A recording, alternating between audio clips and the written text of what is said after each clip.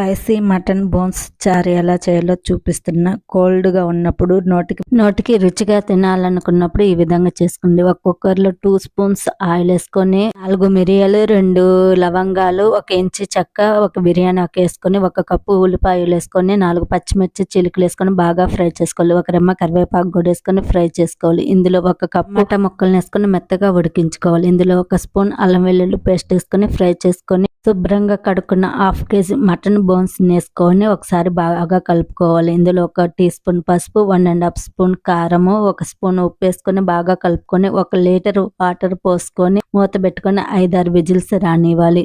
Whistle heat అంతా పోయినాక మూత తీసుకొని మళ్ళీ స్టవ్ వెలిగించి ఒక 5 మినిట్స్ ఉడికించుకోవాలి. ఇలా ఉడికించుకోవడం వల్ల కాస్త తిక్కుగా టేస్ట్ బాగుంటుంది. ఇందులో 1 స్పూన్ ధనియాల పొడి, 1/2 టీ స్పూన్ గరం మసాలా, 1 గుప్పెడు కొత్తిమీర వేసుకొని కలుపుకొని ఒక 5 మినిట్స్ ఉడికించుకొని సర్వ్ చేసుకోండి. వీడియో నచ్చితే సబ్స్క్రైబ్ చేసుకోండి.